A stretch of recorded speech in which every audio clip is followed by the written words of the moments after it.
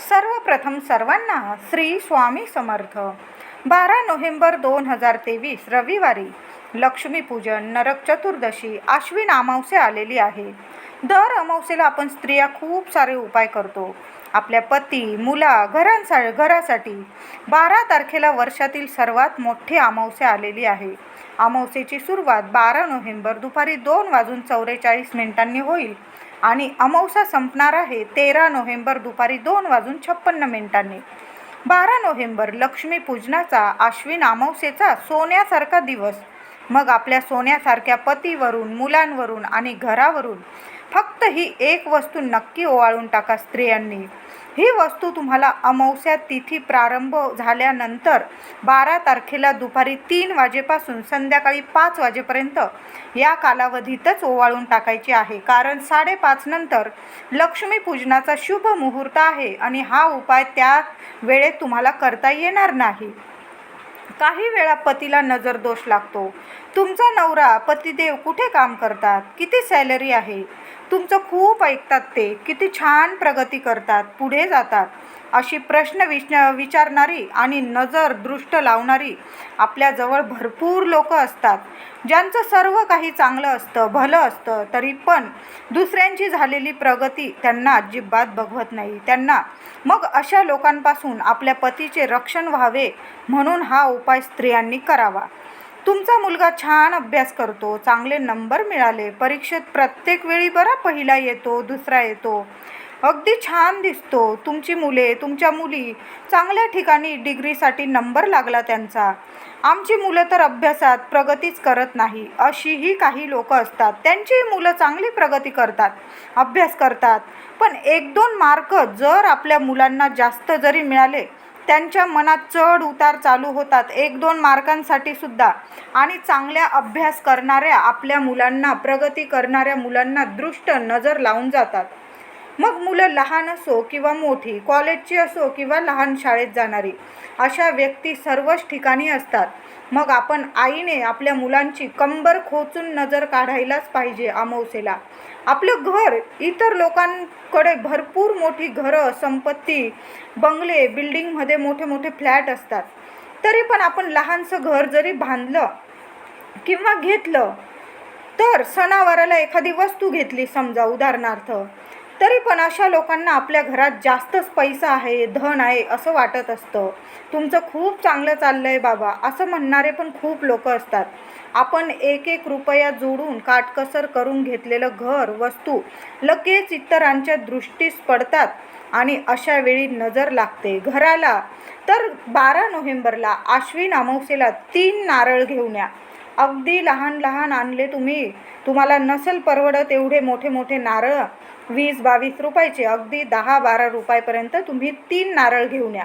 आपल्या मुलासाठी, पतीसाठी आणि घरासाठी आपण स्त्रिया एवढा खर्च करू शकतो. अगदी लहान लहान नारळ घेऊन या आणि दुपारी 3 ते 5 वाजेपर्यंत 1 नारळ आपल्या पतीवरून, 1 नारळ आपल्या मुलावरून आणि 1 नारळ आपल्या घरावरून 7 वेळा उतरवून ओवाळून फेकून द्या. तुम्ही कचऱ्यात टाका किंवा रस्त्यावर फोडून फेकून द्या, काहीही करा चालेल.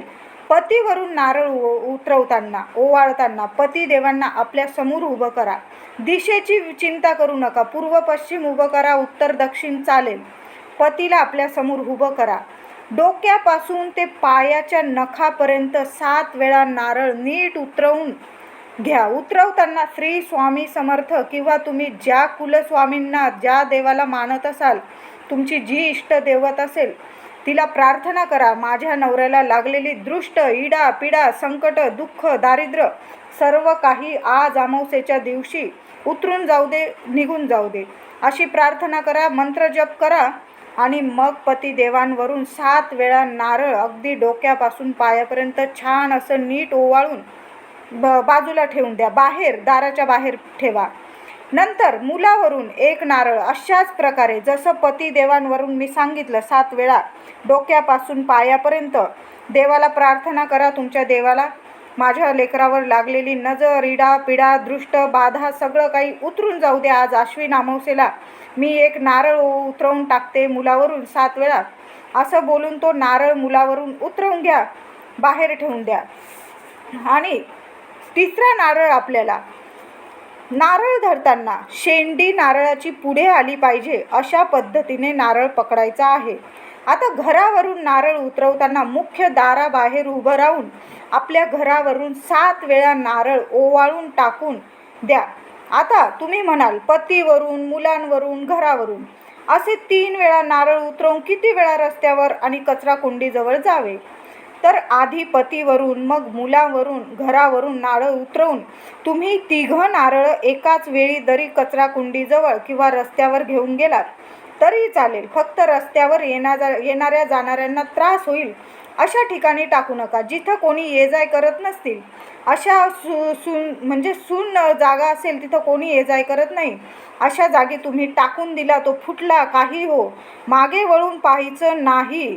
3ही नारळ टाकून येताना तुम्ही मागे वळून पाहू नका. तुम्हाला आवाज येईल कोणीतरी बोलवतोय, अजिबात नाही, मागे वळून पाहू नका.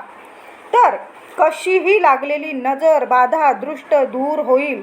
घरात दारिद्र्य आलेलं असेल, गरिबी आली असेल, आजारपण असेल, विनाकारण पैसा खर्च होत असेल, आश्विन अमावस्येला जर तुम्ही हे 3 नारळ आईने, स्त्रियांनी मुलांवरून, पतीवरून, घरावरून उतरवून टाकले, अगदी खूप चांगला उपाय आहे. करून बघा. घराची भरभराट होईल, मुलाबाळांची, आपल्या पतिदेवांची प्रगती होईल आणि अशा जळकुकड्या लोकांपासून आपलं रक्षण होईल.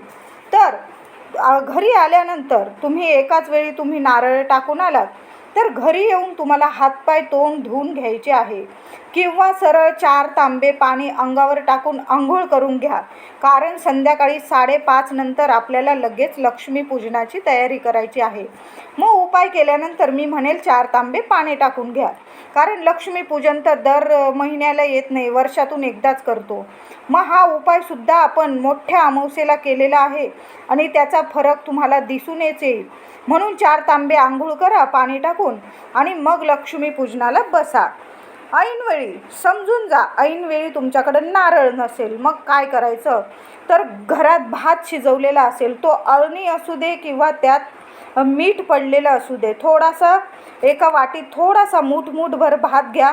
पतीवरून 7 वेळा उतरवून टाकून द्या बाहेर. कचऱ्यात टाकला तरी चालेल, पक्ष्यांना टाकला चालेल, एखाद्या झाडाखाली टाकला चालेल.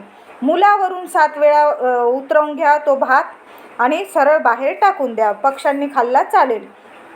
पण आपल्याला 1 नारळ तर हवंच घरावरून ओवाळून टाकायला. घरावरून ओवाळताना नारळच हवं आहे. तुम्ही भात घरावरून उतरवून टाकू नका. 1 नारळ आपल्याला घरावरून उतरवून टाकायचाच आहे. नारळ अशी वस्तू आहे, श्रीफळ आपल्या घरात सुख, शांती, समृद्धी आणते. आपल्या पती, मुलं, घराला लागलेली दृष्ट, नजर, बाधा, सर्व दोष, इडापिडा कायमची दूर करते. नारळ सुखकारक आहे, समृद्धीवर्धक आहे आणि नजर उतरवण्यासाठी मोठे हतियार आहे.